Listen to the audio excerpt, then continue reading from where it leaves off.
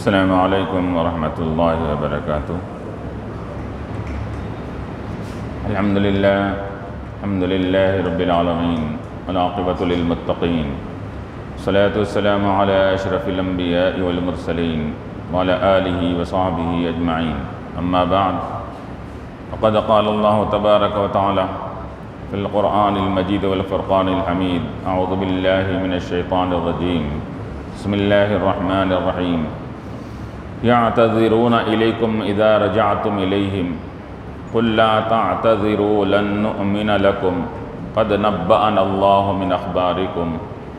وسيرى الله عملكم ورسوله ثم تردون إلى عالم الغيب والشهادة فينبئكم بما كنتم تعملون سيحلفون بالله لكم إذا انقلبتم إليهم لتعرضوا عنهم فأعرضوا عنهم إنهم رجس ومأواهم جهنم جزاء بما كانوا يكسبون يحلفون لكم لترضوا عنهم فإن ترضوا عنهم فإن الله لا يرضى عن القوم الفاسقين الأعراب أشد كفرا ونفاقا وأجدر ألا يعلموا حدود ما أنزل الله على رسوله واللہ علیم حکیم۔ ومن الأعراب من يتخذ ما ينفق مغرما ويتربص بكم الدوائر عليهم دائرة السوء واللہ سمیع علیم۔ ومن الأعراب من يؤمن بالله واليوم الآخر ويتخذ ما ينفق قربات عند الله وصلوات الرسول الا انها قربۃ لهم سيدخلهم الله في رحمته ان الله غفور رحيم۔ صدق الله العلي العظيم۔ وقال تعالى في مقام آخر في شأن حبيبه الكريم ان الله وملائكته يصلون على النبي يا ايها الذين آمنوا صلوا عليه وسلموا تسليما اللهم صل على سيدنا محمد سيدنا محمد۔ حاضرین کرام و معزز سامعین، ابھی میں نے جو آیات ربانی کی تلاوت کا شرف حاصل کیا، یہ 11ویں پارے کی ابتدائی آیتیں ہیں، یہاں سے 11واں پارہ شروع ہو رہا ہے، اور چونکہ سلسلہ منافقین کا چل رہا ہے، ان کا ذکر چل رہا ہے، اور جنگ تبوک کا واقعہ یہ پچھلے 2-4 رکوع سے اس کا سلسلہ چل رہا ہے۔ اب اللہ تبارک و تعالیٰ یہاں پر بھی انہی منافقین کے بارے میں ارشاد فرما رہے ہیں کہ یعتذرون الیکم اذا رجعتم الیہم، کہ یہ لوگ بہانہ بنائیں گے تمہارے خدمت میں اے حبیب کے صحابہ، جب تم لوٹ کر ان کے طرف جاؤ گے جنگ تبوک سے، جب تم واپس پلٹ کر آؤ گے مدینے کو یا راستے میں، یہ تمہارے طرف بہانے بنائیں گے، عذر کریں گے، عذر پیش کریں گے۔ مفسرین فرماتے ہیں کہ ایک تو جاتے وقت انہوں نے بہانے بنایا منافقین کہ ہم کو مجبوری ہے یا مجبوری ہے، تو جاتے وقت ایک بہانے بنائے تھے، اور واپسی میں آنے کے بعد ایک بہانے بنائیں گے کہ کہیں ہمارا پول نہ کھل جائے۔ واپسی میں آنے کے وقت میں پھر بہانے بنائیں گے اور کہیں گے کہ ہم جو نہیں آئے تھے جنگ تبوک میں، ہماری مجبوری تھی، تم ہمارے اس مجبوری کو سمجھو اور ہمارے عذر کو قبول کرو۔ یہ لوگ کیا کریں گے؟ منافقین واپسی میں بھی یہ بات کریں گے۔ یعتذرون الیکم، وہ عذر اور بہانے بنائیں گے تمہاری خدمت میں جب وہ لوٹ کر آ جائیں گے۔ قل، آپ فرما دیجئے کہ لا تعتذروا لن نؤمن لکم، تم ہیلا حوالہ، ہیلا بہانہ یا معذرت مت چاہو، کیونکہ لن نؤمن لکم، ہم تمہاری معذرت پر، تمہارا بہانہ بنانے پر ہم یقین نہیں رکھتے، ہم کو بھروسہ نہیں ہے۔ لن نؤمن لکم، ہم ایمان نہیں لاتے، یہاں پر ایمان سے مراد ایقان کے معنی میں ہے، ہم کو یقین نہیں ہے تمہارے بہانوں پر اور تمہارے عذر کرنے پر ہم کو یقین اور بھروسہ نہیں ہے۔ اس وجہ سے قد نبأنا اللہ من اخبارکم، کہ یقیناً اللہ تبارک و تعالیٰ نے ہم کو باخبر کر دیا ہے تمہارے واقعات اور تمہاری خبر سے کہ تم کیا بہانے جو بنائے تھے وہ حقیقت میں عذر تھا یا نہیں تھا۔ اللہ تعالیٰ نے ہم کو خبر دے دیا ہے قرآن کے ذریعے سے، اب تم بہانہ بنا کر بچ نہیں سکتے، کیونکہ اللہ تعالیٰ نے ہم کو خبر دے دیا ہے من اخبارکم، تمہاری کیا کیا باتیں ہیں، تمہاری کیا خبریں ہیں، اور تم کا جو تبوک میں جانے سے رک گئے تھے وہ رکنے کی وجہ کیا تھی۔ یہ صرف سستی اور کاہلی تھی، اور تمہارے اندر تمہارے دلوں میں نفاق تھا، اس وجہ سے نہیں آئے تھے۔ اللہ نے یہ ظاہر فرما دیا ہے۔ وَسَيَرَى اللَّهُ عَمَلَكُمْ وَرَسُولُهُ، اور قریب اللہ تبارک و تعالیٰ تمہارے عمل کو بھی دیکھے گا، اور اس کے رسول بھی تمہارے عمل کو دیکھ لیں گے کہ آئندہ تمہارا کیا معاملہ رہتا ہے۔ اس وجہ سے کہ تم منافقین کی ہمیشہ عادت رہی ہے کہ ہمیشہ یہ دل میں نفاق رکھ کر ظاہری اعتبار سے عمل کرتے تھے، تو یہ اس تعلق سے آگے بھی اللہ تعالیٰ بھی دیکھے گا، اس کے رسول بھی دیکھیں گے کہ اب اس تبوک کے بعد تمہارا کیا معاملہ رہتا ہے، کیا تم اپنے نفاق سے توبہ کرتے ہیں یا نہیں اپنے نفاق پر ہی باقی رہتے ہیں۔ یہ اللہ تبارک و تعالیٰ اس بات کو جانتا ہے، اور اللہ تعالیٰ ان قریب تمہارے بارے میں کیا کرے گا، وہ یقین یہ جان لے گا، دیکھے گا کہ تم کیا عمل کرنے والے ہیں۔ ثم تردون، اب تم جو بھی عمل کرو گے بعد میں جنگ سے آنے کے بعد بھی پھر وہی منافقت پر رہیں گے، اور وہی منافقت کی چال کرے چلیں گے، اسلام کی دشمنی کا اظہار کریں گے، مسلمانوں سے نفرت کا اظہار کریں گے، اور تو یاد رکھو ثم تردون الی عالم الغیب، یاد رکھو ایک دن تم سب کو لوٹ کر جانا ہے اس ذات کی طرف جو عالم الغیب والشہادہ، جو غیب اور حاضر دونوں کا جاننے والا ہے، یعنی اللہ تعالیٰ کی بارگاہ میں تم کو پہنچنا ہے، اس ذات کے مقدمے میں تم کو سامنے جانا ہے وہاں پر۔ فَيُنَبِّئُكُمْ، جب وہ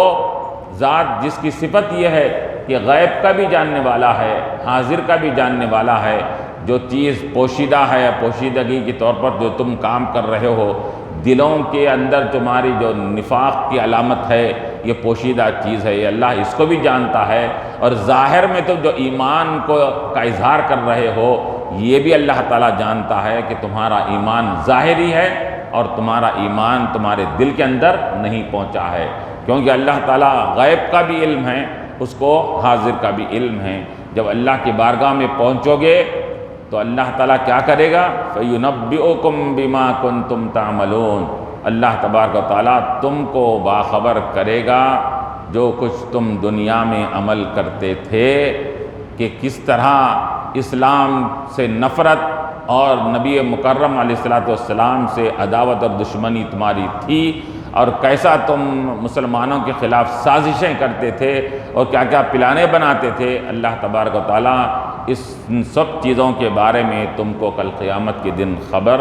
دے دے گا۔ ینبئکم، باخبر کرے گا تمہارے اعمال سے جو تم دنیا میں کرتے تھے۔ تو اب باخبر کرنے کے معنی یہ ہے کہ جو تمہارے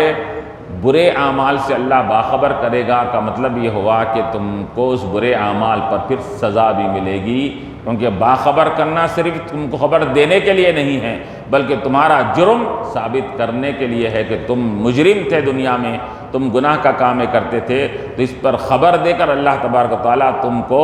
سخت سے سخت سزا میں مبتلا کرے گا۔ اس گھڑی کے لیے بھی تیار رہو، دنیا میں تو تم بچ جا رہے ہو، دنیا میں ہیلے بہانے بنا کر یہ بچ جا رہے ہو، لیکن یاد رکھو کہ ایک نہ ایک دن جب دنیا سے رخصت ہوں گے، رب کے بارگاہ میں پہنچو گے، تو کیا تمہارا وہاں پر بہانے چلیں گے؟ وہاں تمہارا عذر اور ہیلا چلے گا؟ نہیں چل سکے گا۔ سَيَحْلِفُونَ بِاللَّهِ لَكُمْ إِذَا انقَلَبْتُمْ إِلَيْهِمْ لِتُعْرِضُوا عَنْهُمْ، اللہ تعالیٰ فرما رہا ہے کہ ان قریب یہ لوگ کیا کریں گے، پہلے ہیلے حوالے بہانے بنا کر مسلمانوں کو راضی کرنے کی کوشش کریں گے، اور پھر بعد میں جب مسلمان ان کا اعتبار نہیں کریں گے، اب کیا کریں گے، سَيَحْلِفُونَ بِاللَّهِ، اللہ کی قسمیں کھائیں گے لوگ، اللہ کی قسمیں کھا کر اپنے دعوے کو سچ ثابت کرنے کی کوشش کریں گے۔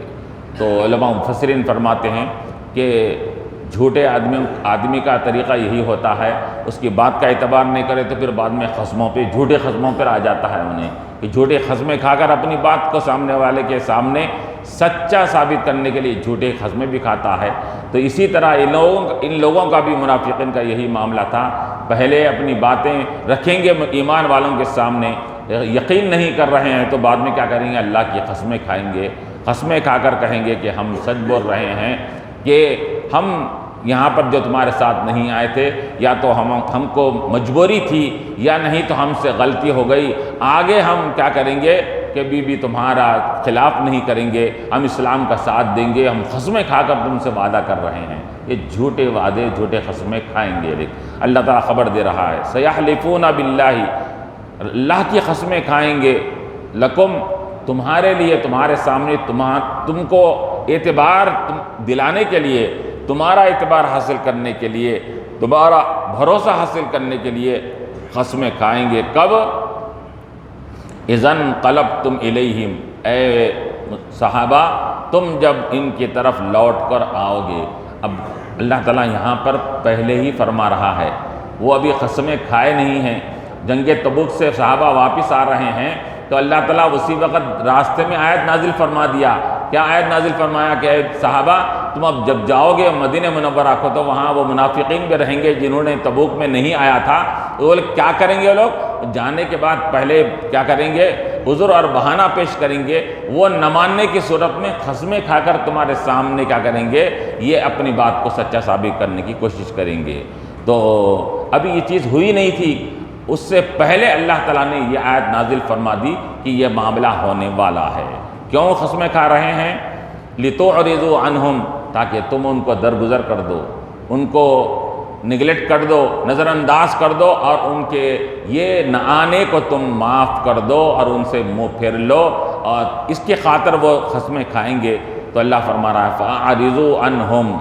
کہ تم لوگ ان سے منہ پھیر لو، اعراض کر لو۔ وہ چاہ رہے تھے کہ مسلمان ہم سے راضی ہو جائیں اور ہمارے در پہ نہ ہو۔ اللہ تعالیٰ فرما رہا ہے کہ تم ان کے منہ کو مت لگو، ان سے اپنے رخ کو، اپنے چہروں کو ان سے پھیر لو۔ اعرضوا عنہم انہم رجس، کیوں؟ اس وجہ سے کہ وہ انتہائی کیا ہے، گندے اور کیا ہے، ناپاکی کے حالت میں ہیں، اور وہ لوگ ناپاک اور گندے ہیں، اور گندے اور ناپاک لوگوں کے منہ کو نہیں لگا جاتا، ان سے کیا بلن تم اپنے چہروں کو پھیر لو۔ اللہ تعالیٰ فرما رہا ہے فَأَعْرِضُوا عَنْهُمْ، ان سے اپنے چہروں کو پھیر لو، ان کے منہ مت لگو۔ وہ لوگ آ کر کیا کریں گے کہ لگ جائیں گے، کہ باتیں کریں گے، قسمیں کھائیں گے، گڑ گڑائیں گے۔ تو اللہ تعالیٰ صحابہ سے فرما رہا ہے کہ تم ان کے منہ کو مت لگو، پلٹ جاؤ ان سے، کیوں؟ وہ منہ لگانے کے قابل نہیں ہیں، اس وجہ سے کہ ان کے اندر سرتاپا نجاست اور گندگی ان کے اندر پائی جاتی ہے۔ انہم رجسن، وہ لوگ گندے ہیں، ناپاک ہے۔ اللہ تعالیٰ رجس فرما رہا ہے۔ رجس کے معنی آتے ہیں کہ انتہائی،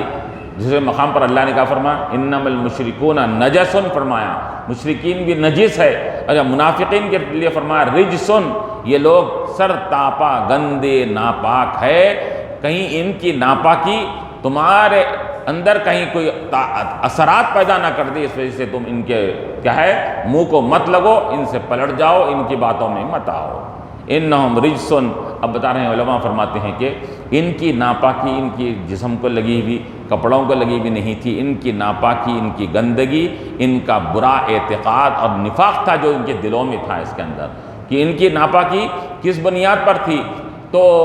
یہ ناپاکی ظاہری اعتبار سے نہیں تھی، بلکہ ان کے منافق ہونے کی گندگی، یہ ایمان سے دور رہنے کی گندگی، یہ اسلام کی دشمنی کی گندگی، اور محمد صلی اللہ علیہ وسلم سے یہ کیا ہے کہ بے ادبی کرنے کی اور ان حضور کی گستاخی کرنے کی یہ کیا ہے، گندگی ان کے دلوں میں بھری ہوئی ہے، تو تم ان سے اعراض کرو۔ تو مفسرین فرماتے ہیں کہ اگر ظاہری کوئی ایک نجاست کسی کپڑے کو لگی ہوئی ہے، کپڑے کی نجاست دوسرے کپڑے کو اس پر ڈال دیا جائے تو وہ بھی کپڑا ناپاک ہو جاتا ہے اس کے اندر، تو ظاہری نجس کپڑے کو پاک کپڑے سے دور رکھا جاتا ہے۔ تو معلوم یہ ہوا کہ ظاہری نجاست سے جب جس طرح انسان کو دور رہنا چاہیے، کسی کے اندر باطنی نجاست ہے، اور عقیدے کی خرابی ہے، عقیدے کی نجاست ہے، تو اس سے تو بدرجہ اولا دور رہنا چاہیے اس کے اندر، کیونکہ یہ منافقین کے اندر یہ کوئی ظاہری نجاست نہیں ہے، ان کی نجاست یہ باطنی نجاست ہے۔ جس طرح کے ظاہر کپڑے پہ کپڑا لگ جائے تو وہ کپڑا ناپاک ہو جاتا ہے، تو کہیں ان کے ساتھ بھی رہنے کی وجہ سے ان کی گندگی کے اثرات تم پر مرتب نہ ہونے پائے، اس وجہ سے تم ان سے علیحدہ رہو۔ وَمَأْوَاهُمْ جَهَنَّمْ، یاد رکھو یہ دنیا میں بہت چھوٹ اور ڈھیل دیے جا رہے ہیں، اور دنیا میں یہ سمجھ رہے ہیں کہ ہم کیا ہے مزوں میں ہیں اور بہانے بنا کر ہم چھٹکارا پا رہے ہیں۔ اللہ فرما رہا ہے مأواہم جہنم، ان کا ٹھکانہ جہنم ہے، جزاء بما کانوا یکسبون، جہنم ان کا جب ٹھکانہ ہوگا کل قیامت کے دن تو وہ جہنم کے مقام پر ان کو بدلہ ملے گا بما کانوا یکسبون، جو دنیا میں جتنی دشمنیاں مسلمانوں سے حضور سے کرتے تھے، سازشیں کرتے تھے، ان کے کسب کا، ان کے عمل کا اللہ تعالیٰ کل قیامت کے دن بدلہ دے گا، جہنم میں بدلہ دے گا۔ جزاء، یہ بدلہ ہے، بما کانوا یکسبون، کس کا بدلہ ہے؟ ان کے کسب کا، ان کے اعمال کا، ان کے کرتوتوں کا بدلہ ہے، جو ہم کو جہنم میں ان کا بدلہ دیں گے۔ علماء فرماتے ہیں مفسرین کے جزا کا لفظ یہ کیا آتا ہے؟ یہ دونوں معنی میں آتا ہے، ثواب کے معنی میں بھی آتا ہے جزا، اور سزا کے معنی میں بھی آتا ہے۔ ثواب کو بھی اگر ایمان والوں کے لیے جزا کہا گیا تو وہاں پر اس سے مراد ثواب ہوتا ہے، کافر اور منافقین کے لیے جزا بولا گیا تو اس سے مراد سزا ہوتا ہے۔ تو جزاء بما کانوا یکسبون، یہ سزا دی جائے گی ان کو جہنم میں، ان کے اپنے کرتوتوں کی، ان کے اپنے کاموں کی۔ یحلفون لکم لترضوا عنہم، وہ قسمیں کھاتے ہیں تمہارے خاطر، تم کو راضی کرنے کے لیے، لترضوا عنہم، تاکہ تم ان سے راضی ہو جائیں۔ اے صحابہ تم راضی ہو جائیں ان سے اور ان کے باتوں پر یقین کر لیں، اس کے لیے وہ قسمیں کھاتے ہیں، کھائیں گے۔ فَإِن تَرْضَوْا عَنْهُمْ، یاد رکھو اگر تم ان سے ان کی قسموں کی بنیاد پر راضی بھی ہو جاؤ، فَإِنَّ اللَّهَ لَا يَرْضَىٰ عَنِ الْقَوْمِ الْفَاسِقِينَ، تو اللہ تعالیٰ فاسق قوم سے کبھی بھی راضی نہیں رہتا۔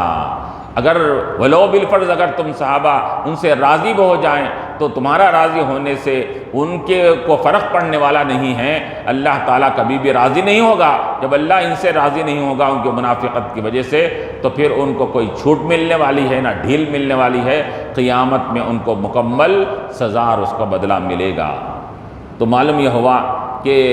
جس طرح کے یہ منافقین ان کا کام یہ تھا، اور مفسرین فرماتے ہیں کہ یہ اللہ کو راضی کرنے کی کوشش کرے، تو اللہ کو راضی کرنے کو چھوڑ کر یہ لوگ کیا کر رہے ہیں؟ ساتھ میں رہنے والے مسلمانوں کو راضی کرنے کی کوشش کر رہے ہیں۔ یہ لوگ راضی ہو جائے تو بس ہے ہمارے لیے، ان کو راضی کر لیے تو ہمارے لیے کافی ہے کہ دنیا میں تو ہم کیا مزوں میں رہیں گے اس کے اندر۔ تو اللہ فرما رہا ہے کہ تم اگر دنیا میں کسی اپنے ساتھ رہنے والوں کو راضی بھی کر لو گے، دنیا تو گزر جائے گی لیکن اللہ تم سے راضی نہیں ہوگا، یعنی کہ کل قیامت کے دن دنیا کا اور آخرت کا دونوں کا سزا تم کو ملنے والی ہے۔ لا یرضیٰ عن القوم الفاسقین، فاسق قوم کو اس سے اللہ کبھی بھی راضی نہیں ہوتا۔ الاعراب اشد کفرا ونفاقا واجدر الا یعلموا حدود ما انزل اللہ علی رسولہ، اعراب یعنی دیہاتی لوگ جو ہوتے ہیں، جو آبادی سے دور رہتے ہیں، ان کو اعرابی کہا جاتا ہے، دیہاتی کہا جاتا ہے۔ اب اس کے اندر عرب اگر کہا جائے تو اس صورت میں کیا ہوتا ہے کہ عرب کے رہنے والے، اعراب اگر کہا جائے تو اس کے معنی ہوتے ہیں کہ جو دیہاتوں میں، جنگل میں اور کیا ہے تھوڑا سا آبادی سے دور علاقوں میں جو رہتے ہیں ان کو اعراب یعنی دیہاتی کہا جاتا ہے اس کے اندر۔ اب چونکہ بنسبت شہر میں رہنے والوں کے، دیہات میں رہنے والوں کے اندر ہر قسم کی کمی پائی جاتی ہے، وہاں سہولتوں کی کمی، علم کی کمی، سمجھ کی کمی، ثقافت کی کمی، تہذیب کی کمی، اخلاق کی کمی، سب تمام چیزوں کی کمی وہاں پر کیا ہے دیہات میں پائی جاتی ہے۔ کیوں؟ اس وجہ سے کہ وہاں پر کیا ہے علمی سرگرمیاں ذرا جاری نہیں رہتے، وہاں پر کیا ہے بڑے پڑھے لکھے لوگ وہاں پر کم موجود رہتے ہیں، تو تہذیب وغیرہ تمام چیزوں سے وہ کیا ہے نابلد رہنے کی وجہ سے وہ دیہات میں رہنے والے کہ بنسبت شہر میں رہنے والوں کے ان کے اندر تہذیب، ثقافت وغیرہ، تمدن، معاشرت، یہ تمام چیزوں کی کمی پائی جاتی ہے۔ اب علماء نے یہ بھی کہا کہ ایک ہے عرب، ایک ہے عجم۔ تو عرب کسے کہتے ہیں؟ جو عرب کے مقام پر رہنے والے کو عرب کہتے ہیں۔ اور عرب کا علاقہ مفسرین نے فرمایا کہ کہاں سے آتا ہے اس کے اندر، کہ عرب کا علاقہ کن کن علاقوں کو شامل ہے، تو فرماتے ہیں کہ وہ کہ عرب کا علاقہ کہ یہ عربی مکہ مکرمہ، اس کے اطراف کیا ہے، جو بھی کیا ہے، نجد کی زمین ہے، بحرین ہے، عراق ہے وغیرہ ہے، یہ تمام 4-5 علاقوں کے اطراف کے رہنے والوں کو عرب کہتے ہیں۔ عربی النسل جسے کہا جاتا ہے وہ ان علاقوں میں رہنے والوں کو کہتے ہیں، کہ بحرین ہے، عراق ہے اور نجد ہے اور اس کے اطراف کے جو علاقے ہیں، ان علاقوں میں رہنے والوں کو عرب کہتے ہیں۔ اور عرب سرزمین پر رہنے والوں کی فضیلت آئی ہے۔ اللہ کے نبی علیہ السلام چونکہ وہاں عرب میں مبعوث کیے گئے ہیں، اس وجہ سے اللہ کے نبی علیہ السلام نے کیا کیا، عربوں کی کیا ہے، ان کی تعریف بھی فرمائی ہے، ان کی فضیلت بھی ظاہر فرمائی ہے۔ اور کیا ہے، اس وجہ سے علماء فرماتے ہیں کہ عرب لوگوں سے اس نسبت سے کہ حضور عربی النسل تھے، عرب میں پیدا ہوئے، عرب لوگوں سے محبت کرنا بھی باعث ثواب ہے اس کے اندر۔ عرب کو عرب ہونے کے لحاظ سے، چونکہ میرے حبیب علیہ السلام بھی عرب کے رہنے والے تھے، اس وجہ سے وہاں کے رہنے والوں سے محبت کرنا یہ بھی دین کی علامت ہے، اسلام کی علامت ہے، باعث ثواب ہے۔ تو یہاں اب اعراب کسے کہتے ہیں؟ دیہاتیوں کو کہتے ہیں۔ الاعراب اشد کفراً، کہ دیہاتی لوگ کفر میں بھی بڑے سخت ہوتے ہیں، منافقت میں بھی بڑے سخت ہوتے ہیں، کہ شہر کی آبادی میں رہنے والے منافقین کی سرکشی تو دیکھ لیے تھے، تو بتایا جا رہا ہے کہ اب اگر دیہات میں رہنے والے اگر ہیں تو ان کا کفر بھی بڑا سخت ہوتا ہے، ان کی منافقت بھی بڑی سخت ہوتی ہے۔ کیوں؟ کیونکہ وہ تمام چیزوں کو جو سہولیات ہے اور تمام اسلام کے جو کیا ہے ترقی کی چیزیں ہیں اس کو وہ دیکھ نہیں پاتے، اس وجہ سے کیا ہے اسلام کے دشمن بھی زیادہ رہتے ہیں اور نفاق بھی ان کا اندر زیادہ پایا جاتا ہے۔ وَأَجْدَرُ أَلَّا يَعْلَمُ حُدُودَ مَا أَنزَلَ اللَّهُ عَلَىٰ رَسُولِهِ، اور وہ اس لائق ہے کہ وہ تمام حدود اور شرائط کو جو اللہ تعالیٰ نے اپنے رسول پر جو اسلام کے احکامات کو نازل فرمایا ہے، ان احکامات سے وہ لوگ ناواقف رہتے ہیں۔ کیوں ناواقف رہتے ہیں؟ چونکہ وہ علمی سرگرمیاں دیہات میں کم ہوتی ہے، مدارس کی کمی ہوتی ہے اور مکاتب کی کمی ہوتی ہے، وہاں پر علمی کا علم کیا ہے کو پہنچانے کے ذرائع وغیرہ بھی کم ہونے کی وجہ سے وہ لوگ کیا رہتے ہیں کہ اسلام کیا کہہ رہا ہے، اسلام کی تعلیمات کیا ہیں، قرآن کی تعلیمات کیا ہیں، اللہ کے نبی علیہ السلام نے کیا دین اور شریعت لے آیا ہے، یہ تمام احکامات سے دیہات میں رہنے والے ناواقف رہتے ہیں۔ اجدرو، اور وہ چونکہ دیہات میں رہنے کی وجہ سے اس لائق ہے کہ وہ نہیں جان پاتے ہیں ان حدود کو، ان شرائط کو، ان احکامات کو، ما انزل اللہ علی رسولہ، جو اللہ تعالیٰ نے اپنے رسول پر نازل فرمایا ہے۔ اب وہ اللہ نے نازل فرمایا ہے تو قرآن میں جو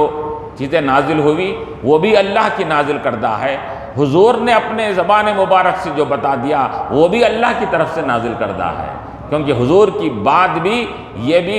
منزل من اللہ کے حکم میں ہیں۔ حضور کے ارشادات، حضور کے فرمودات کا حکم بھی وہی ہے جو قرآن کی کیا ہے احکامات کا حکم ہے۔ یہ البتہ قرآن کو وحی مطلوع کہا جاتا ہے، حضور اکرم علیہ السلام کے فرامین کو وحی غیر مطلوع کہا جاتا ہے۔ وحی یہ بھی ہے، وحی حضور کی احادیث بھی ہے، وحی البتہ قرآن وحی اس لحاظ سے ہے کہ قرآن کی تلاوت نمازوں میں کی جاتی ہے، اس لحاظ سے مطلوع ہے، اور اللہ کے نبی علیہ السلام کی احادیث بھی وہی ہے، لیکن چونکہ قرآن نمازوں میں تلاوت نہیں کی جاتی اس وجہ سے اس کو غیر مطلوع کہا جاتا ہے، لیکن حکم دونوں کا ایک ہے، یہ بھی وہی ہے وہ بھی وہی ہے، یہ بھی منزل من اللہ ہے، قرآن بھی اللہ کے رسول کے فرمودات بھی منزل من اللہ، اللہ کی طرف سے نازل کردہ ہے۔ تو چونکہ یہ لوگ دیہات میں رہنے کی وجہ سے نہ قرآن جانتے ہیں، نہ رسول کی تعلیمات، رسول کی سیرت کو جانتے ہیں، اس وجہ سے وہ کفر میں اور نفاق میں بڑے سخت ہوتے ہیں۔ واللہ علیم حکیم، اللہ تبارک و تعالیٰ جانتا بھی ہے اور وہ حکمت والا بھی ہے کہ اللہ تعالیٰ کون کتنا کس کے پاس علم ہے، کس کے اندر کتنا ایمان ہے، اس کو بھی جانتا ہے، اور حکیم ہے کہ اس اللہ تعالیٰ کے ہر حکم میں مصلحت اور حکمت ہے۔ وہ کسی بھی چیز کو کیا ہے جو اللہ تعالیٰ حکم دیتا ہے تو اس کے حکم کے اندر کئی ایک حکمتیں پوشیدہ ہوتی ہے، مصلحتیں پوشیدہ ہوتی ہے کہ ہے جیسا کہ کہا جاتا ہے کہ فعل الحکیمی لا یخلو عن الحکمتی، کہ دنیا میں کوئی بڑا دانشور اور دانا اور ہوشیار آدمی ہے تو انہیں اگر کوئی کام کرے تو ارے بھائی ہوشیار آدمی ہے، انہیں جو بھی کام کر رہا ہو کوئی نہ کچھ حکمت ہوں گی اس کے اندر، بغیر حکمت کے کوئی کام نہیں ہو سکتا، کوئی نہ کوئی اس کے اندر حکمت یا فائدہ ہوگا تبھی تو وہ کام کر رہا ہے۔ دنیاوی دانائی کس کے پاس اگر آ جاتی ہے تو وہ حکمت کس کے پاس آ جاتی ہے تو اس کا کام حکمت کے بغیر نہیں ہو سکتا، تو پھر وہ اللہ تبارک و تعالیٰ کی ذات کہ جو تمام کائنات کا پیدا کرنے والا ہے، ہر چیز کو مصلحت پیدا فرمایا ہے، تو اس کا کام بغیر حکمت کے کیسے ہو سکتا ہے؟ اس کا ہر کام میں حکمت ہے، ہر عمل میں حکمت ہے، اور ہر اس کے حکم میں حکمت ہے۔ کسی کو اچھائی اور کوئی تکلیف پہنچ رہی ہے وہ بھی حکمت ہے، کسی کو راحت پہنچ رہی ہے اس میں بھی اللہ تعالیٰ کی حکمت ہے۔ وَمِنَ الْأَعْرَابِ مَن يَتَّخِذُ مَا يُنْفِقُ مَغْرَمًا وَيَتَرَبَّصُ بِكُمُ الدَّوَائِرَ، اور دیہاتیوں میں سے بعض لوگ وہ ہیں جو مَن يَتَّخِذُ مَا يُنْفِقُ مَغْرَمًا، اپنے دین کے لیے، اسلام کے لیے جو خرچ کرتے ہیں، کہ جب منافق اگر وہ بظاہر اپنا ایمان ظاہر کر رہے ہیں تو ان کو پھر زکوٰۃ بھی دینا پڑے گا، ان کو کیا ہے وقتاً فوقتاً قربانی بھی دینا پڑے گا، ان کو جو بھی ہے ٹیکس وغیرہ ہے اپنے کھیتوں وغیرہ کا وہ بھی دینا پڑے گا۔ تو یہ لوگ کیا کرتے ہیں، دیہاتی لوگ اپن جو اسلام کے لیے جو خرچ کر رہے ہیں بطور زکوٰۃ کے، جہاد میں کوئی پیسہ دینا کی ضرورت پڑے دے رہے ہیں، تو چونکہ وہ دل میں ان کے نفاق رہتا ہے، لیکن چونکہ ظاہر نہیں کرتے اپنے نفاق کو، اپنے آپ کو مسلمان ظاہر کر رہے ہیں، جب مسلمان ظاہر کر رہے ہیں تو زکوٰۃ بھی دینی پڑے گی، جہاد کے لیے بھی مال دینا پڑے گا، قربانی دینا پڑے گا، تو یہ جو مالیں خرچ کرتے تھے اس کو بوجھ سمجھ کر خرچہ کرتے تھے لوگ، ڈنڈ سمجھ کر کرتے تھے اس کے اندر، ارے کیا ہے بھئی یہ تو کیا ہے پینلٹی معلوم ہو رہی ہے، تو ہم کو یہ بوجھ معلوم ہو رہا ہے۔ تو اللہ فرما رہا ہے دیہاتیوں میں سے بعض لوگ وہ ہے جو کیا کرتے ہیں کہ جو اپنے خرچ کو ڈنڈ بنا لیتے ہیں، بوجھ سمجھ کر خرچ کرتے ہیں کہ یہ سمجھتے ہیں کہ یہ کب تک دینا ہے کہ زکوٰۃ لوگوں کو، یہ کب تک کیا معلوم ٹیکس دینا پڑتا، کہ یہ بڑے بوجھ کے ساتھ دیتے ہیں۔ تو اس وجہ سے علماء فرماتے ہیں کہ زکوٰۃ یا اللہ کی راہ میں دی جانے والی رقم کو بوجھ سمجھ کر، بار سمجھ کر دینا یہ منافقین کی علامت ہے۔ اس سے اللہ تعالیٰ کیا ہے اگر ایمان والا بھی اگر یہ بوجھ سمجھ کر دیتا ہے تو اس کے اجر و ثواب میں کمی آ جاتی ہے اس کے اندر۔ بوجھ سمجھ کر نہیں، یہ نادار کا، غریب کا حق سمجھ کر دینا چاہیے، اور بطور فخر کے دینا چاہیے کہ اللہ تعالیٰ نے ہم کو یہ دینے والا بنایا، لینے والا نہیں بنایا، یہ سمجھ کر دینا یہ انسان کی کامیابی کی اور اس کی نجات کی علامت ہے اس کے اندر۔ تو یہ لوگ دیہاتی کیا سمجھتے ہیں، مال خرچ کر رہے ہیں تو بوجھ سمجھتے، وَيَتَرَبَّصُ بِكُمُ الدَّوَائِرَ، اور ایمان والوں کے ساتھ ہمیشہ یہ کیا کرتے ہیں، یہ مصیبتوں کا انتظار میں رہتے ہیں، ان کے اوپر گردشیں آ جائیں، ان کے اوپر کوئی مصیبتیں آ جائیں، ان پر پریشانیاں آ جائیں، ان کے لیے یہ ہمیشہ یعنی مطلب ہے کہ ان کو کچھ نہ کچھ ہو جائے یا ختم ہو گیا تو اسلام ختم ہوگا تو یہ سب ٹیکساں ویکساں ہمارے اوپر سے ختم ہو جائیں گے اس کے اندر۔ تو نعوذ باللہ یہ ہمیشہ کیا کرتے ہیں، مسلمانوں کے دشمن اور مسلمانوں کے جان کے بھی دشمن ہے کہ ان کو کچھ بھی ہو گیا تو اچھا ہے، تو یہ ہمارے اوپر سے یہ تمام چیزیں ختم ہو جائیں گی، یہ دینا پڑ رہا ہے۔ یتربص بکم، اے ایمان والو یہ انتظار کر رہے ہیں تم پر گردشوں کا، زمانے کی گردشیں تم پر آ جائیں، مصیبت پریشانی تم پر آ جائیں۔ اللہ فرما رہا ہے کہ ان کے چاہنے سے، انتظار کرنے سے کیا ہوتا ہے، علیہم دائرۃ السوء، یہ زمانے کی اور برائی کی گردشیں انہی کے اوپر کیا ہے لاگو ہوگی، انہی کے اوپر پلٹ کر جائیں گی۔ یہ انتظار کر رہے ہیں مصیبتیں مسلمانوں پر آئیں، اللہ فرما رہا ہے پلٹ کر مصیبتیں انہی پر آنے والی ہے اس کے اندر۔ تو یہ معلوم ہوا، مفسرین فرماتے ہیں کہ اگر کوئی مسلمانوں کا برا چاہ رہا ہے تو برا چاہ رہے تو وقتی طور پر اگر کوئی مسلمانوں کے تعلق سے کچھ اگر برائی اگر ہو رہی ہے تو مسلمانوں کو رب کی طرف نظر رکھنی چاہیے، انتظار کرنا چاہیے کہ کوئی بھی برا چاہ لے مسلمانوں کا برا نہیں ہو سکتا، برا چاہنے والوں کا اللہ برا کرے گا اس کے لیے۔ یہ اس سے ہم کو سبق مل رہا ہے۔ علیہم دائرۃ السوء، انہی کے اوپر یہ بری گردشیں، برے مصیبتیں اور برے پریشانیاں ان کے اوپر آنے والی ہے۔ واللہ سمیع علیم، اور اللہ تبارک و تعالی سننے والا بھی ہے، جاننے والا بھی ہے کہ وہ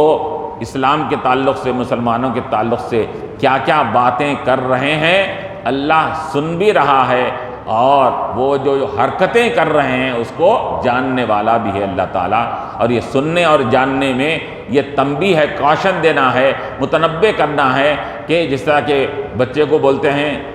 دیکھ رہا ہوں، سب سن رہا ہوں، کیا بڑھ رہا تھا تو مطلب کیا ہوتا کہ جب سن رہا ہوں تو اس کا سزا بھی دوں گا اور اس کی باس پرس بھی کروں گا، اس کے اوپر پکڑ کروں گا۔ تو اللہ تعالیٰ یہاں بھی فرما رہا ہے کہ ہم سن رہے ہیں، جان رہے ہیں، کا مطلب یہ کہ تمہارے یہ اعمال جو تم کر رہے ہیں، رائگاں جا رہے ہیں، سمجھ رہے ہیں، تم جو ہم مسلمانوں کے تعلق سے جو باتیں کر رہے ہیں کوئی سننے والا نہیں یہ سمجھ رہے ہیں، ہم سن رہے ہیں۔ سننے کے معنی یہ ہے کہ اس سننے کے بعد اس پر بدلہ بھی لینے والے ہیں۔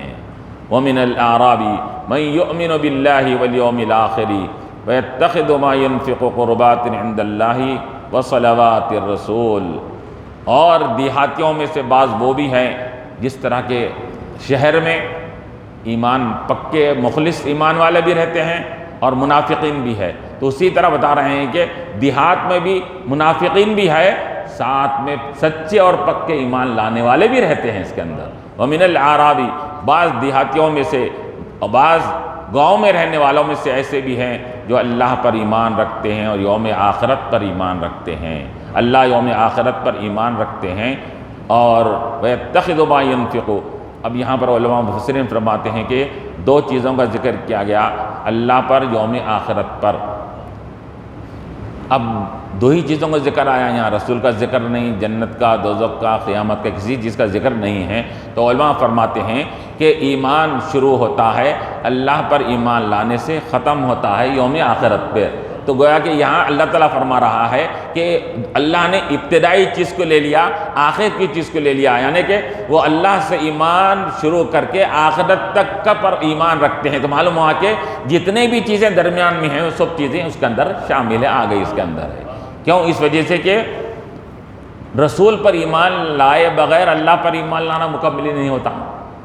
رسول پر ایمان اگر نہ لائے تو پھر اللہ پر ایمان لانا قابل قبول ہی نہیں ہے اس کا۔ تو معلوم یہ ہوا یومن باللہ کے تحت رسول بھی آ گئے، اور اس کے بعد پھر کیا ہے کہ جنت، دوزخ، حشر، نشر، تقدیر، اس تمام چیزیں آ گئی، یہاں تک کہ آخرت اور کا کہا ہے پر جا کر اس ایمان کا کیا ہے اختتام ہوتا ہے۔ تو یؤمن باللہ والیوم الآخر، بعض دیہاتی وہ ہے جو اللہ پر یقین اور ایمان رکھتے ہیں، اللہ پر، اس کے رسول پر اور آخرت کے دن پر۔ وَيَتَّخِذُ مَا يُنْفِقُ قُرُبَاتٍ عِندَ اللَّهِ، اور وہ کیا کرتے ہیں اپنے دین کے لیے خرچ ہونے والے زکوٰۃ، ٹیکس، فدیہ، اور اپنے کھیتوں کا کیا علم کیا ہے جو بھی ٹیکس وغیرہ دیا کرتے ہیں، یہ سب دین کے لیے، جہاد کے لیے دی جانے والی رقم کو یہ بوجھ نہیں سمجھتے، بلکہ اللہ تعالیٰ کے پاس قرب کا، اللہ کے نزدیکی کا ذریعہ سمجھتے ہیں۔ ہم کیوں دے رہے ہیں زکوٰۃ؟ تاکہ اللہ کا قرب حاصل ہو جائے، ہمارے گناہ معاف ہو جائیں۔ ہم کیوں جہاد میں پیسہ خرچ کر رہے ہیں؟ اس وجہ سے دے رہے ہیں کہ اللہ، اس کا رسول ہم سے راضی ہو جائے، ہم کو اجر و ثواب اس کے ذریعے ہم کو حاصل ہو جائے۔ ایک تو قربات عند اللہ، اللہ کے قرب حاصل کرنے کے لیے، اللہ کا ثواب حاصل کرنے کے لیے دیتے ہیں۔ دوسرے وصلوات الرسول، اور رسول کی دعائیں لینے کے لیے دیتے ہیں۔ صلوات الرسول سے مراد اللہ کے رسول کی دعائیں، کیوں؟ کیونکہ اللہ کی راہ میں دینے کی وجہ سے جب بھی صحابہ کرام بڑھ چڑھ کر دین کے لیے، اسلام کے لیے، جہاد کے لیے وہ پیسہ خرچ کرتے تو اللہ کے نبی علیہ الصلوۃ والسلام اپنے دست مبارک اور اٹھا کر ان کے حق میں دعائیں دیا کرتے تھے اس کے اندر۔ اے اللہ انہوں نے ہمارے اسلام جہاد کے لیے، اسلام کے لیے یہ خرچ کیا، اے بار الہ ان کی زندگیوں میں، ان کے کیا ہے معاملات میں، ان کے اہل و عیال میں برکت عطا فرما۔ حضور دعائیں دیا کرتے تھے، تو معلوم یہ ہوا کہ دین کے لیے اگر خرچ کریں تو کیا ہوتا ہے، دین کے لیے خرچ کرنے والے کے لیے آخرت میں ثواب بھی ملتا ہے، اور اللہ کے رسول کی دعائیں بھی اس کو حاصل ہوتی ہے اس کے اندر۔ وصلوات الرسول، اللہ کے رسول کی دعائیں ان لوگوں کو حاصل ہوتی ہیں، وہ دعائیں حاصل کرنے کے لیے یہ اللہ کے راہ میں دیا کرتے ہیں۔ الا انہا قربۃ لہم، یاد رکھو یہ ثواب کے لیے دینا، رسول کی دعا حاصل کرنے کے لیے دینا، یہی ان کے لیے قربت کا ذریعہ ہے۔ رب اور اللہ اس کے رسول کے قریب ہونے کا ذریعہ یہی ہے کہ وہ کس کے لیے دیں دنیا میں، اس کے خاطر دیں تاکہ ہم کو ثواب ملے اور اللہ کے رسول کی دعائیں ملے۔ تو یہ دو چیزیں اس کے لیے جو دیا جاتا ہے یہ ان کے لیے باعث اجر اور ان کے لیے رب اور رسول کے قربت کا ذریعہ بنتا ہے۔ اور ڈنڈ سمجھ کر دے تو وہ قربت نہیں بنتا، جو بوجھ سمجھ کر دیتا ہے وہ اللہ رسول کے قرب کا ذریعہ نہیں بنتا۔ جو خوش دلی کے ساتھ دیا کرتا ہے اجر و ثواب حاصل کرنے کے لیے اور رسول کی دعائیں لینے کے لیے، تو یہی عمل اس کا رب کی بارگاہ میں قربت کا اور رب کی بارگاہ میں نزدیکی کا ذریعہ بنتا ہے۔ سیدخلہم اللہ فی رحمتہ، ان قریب اللہ تبارک و تعالیٰ ایسے لوگوں کو جو دنیا میں تمام ایمانیات پر ایمان بھی رکھتے ہیں اور ساتھ میں اللہ کے راہ میں خیر خیرات کرتے وقت میں اللہ کی خوشنودی، رسول کی خوشنودی، رسول کی دعائیں حاصل کرنے کے لیے دیا کرتے ہیں، تو اللہ تبارک و تعالیٰ ان سب کو اپنی رحمت میں داخل فرماتا ہے۔ سیدخلہم اللہ فی رحمتہ، کہ اللہ تعالیٰ ان قریب اللہ ان سب کو، یقیناً اللہ تبارک و تعالیٰ ان سب کو اپنی رحمت میں داخل فرمائے گا۔ اب علماء فرماتے ہیں اپنی رحمت سے مراد اللہ تعالیٰ اپنی خاص رحمت میں داخل فرماتا ہے،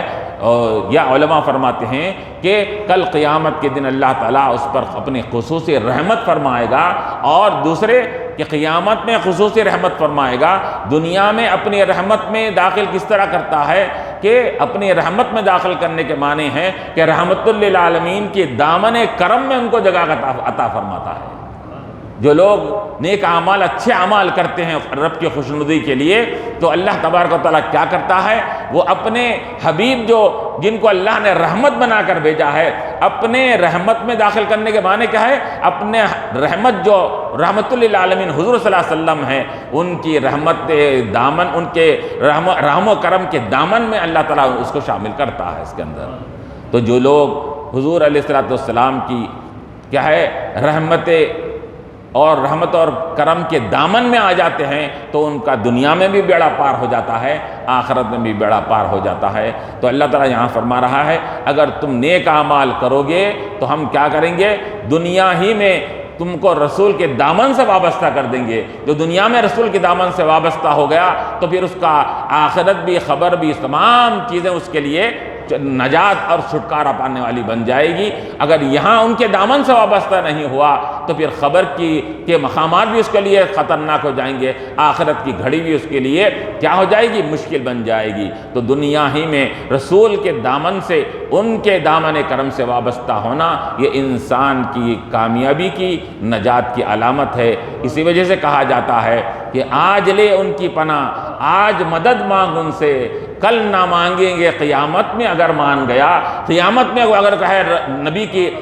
کو مان لیا، نبی کے اوپر ایمان لا لیا، تو جب ماننا اس کا کوئی کام آنے والا نہیں ہے۔ یہ کہا جا رہا آج مان لے، آج نبی کی پناہ لے، ان کی پناہ میں آ جا، ان کی تعلیمات کے اور ان کے بتائے ہوئے طریقے کے دامن میں شامل ہو جا، تو پھر تیرا بیڑا پار ہو جائے گا۔ اللہ اپنی رحمت میں شامل کر نبی کے دامن میں تجھ کو شامل کر کے تجھ کو یہاں بھی کیا ہے تمہارا بیڑا پار کر دے گا، آخرت میں بھی بیڑا پار کرے گا۔ ان اللہ غفور الرحیم، بے شک اللہ تبارک و تعالی غفور الرحیم، خوب بخشنے والا اور رحم فرمانے والا ہے، کہ وہ جب بخشنے کے لیے آتا ہے تو اللہ تعالیٰ اتنا غفور، مبالغہ کا صیغہ ہے، علماء فرماتے ہیں خوب بخشنے والا، خالی بخشنے والے کو غفور نہیں بولتے، خوب بخشنے والے کو بولتے ہیں کہ اتنا بخشنے والا ہے کہ اس کی کیا ہے، بخشش کی بھی کوئی حد اور انتہا نہیں ہے۔ جب سچے دل سے کوئی توبہ کر لیتا ہے تو اتنا معاف کرتا ہے، اتنا بخشتا ہے۔ روایتوں میں، قرآن میں آتا ہے کہ اللہ تبارک تعالیٰ اگر کوئی گناہگار بندہ سچے دل سے توبہ کرتا ہے تو بخشتا ہی نہیں، جتنے گناہ اس کے نام اعمال میں لکھے ہوئے تھے ان تمام لاکھوں گناہوں کو نیکیوں میں تبدیل فرما دیتا ہے، نیکیوں میں تبدیل فرما رہا ہے۔ غفور ہے وہ، خوب بخشنے والا، اتنا بخش رہا کہ گناہ بھی معاف ہو جا رہے ہیں، بلکہ معافی نہیں ہو رہے ہیں، گناہوں کو بدل کر نیکیاں بنا دے رہا ہے۔ رحیم، اور اللہ تعالیٰ خوب رحم فرمانے والا ہے۔ جب رحم فرمانے کے لیے آتا ہے تو اللہ تبارک و تعالیٰ کہ جیسا کہ کہا گیا، رحمت خدا کیا ہے، بہانہ می شاید، کہ اللہ تعالیٰ کی رحمت بہانے ڈھونڈتی ہے کہ ایک بہانہ بھی اگر مل جاتا ہے تو کہ اس کا ہے آدمی کا بیڑا پار ہو جاتا ہے۔ ایک معمولی سی چیز اگر اللہ تعالیٰ کسی بندے کی پسند آ جاتی ہے تو اللہ تبارک تعالیٰ وہ چیز پسند آ جانے کی وجہ سے اس پر رحم و کرم فرما دیتا ہے۔ تو اللہ غفور بھی ہے، اللہ خوب معاف فرمانے والا بھی ہے، ساتھ میں اللہ تعالیٰ بندوں پر رحم کرتا ہے۔ ایسا رحم کرتا ہے کہ چھوٹے چھوٹے اعمال پر اللہ تعالیٰ ان کو کیا کرتا ہے، بڑے بڑے گناہوں کو ان چھوٹے اعمال کے مقابلے میں یہ معاف فرما کر وہ بندے پر رحم و کرم فرماتا ہے۔ ربنا ظلمنا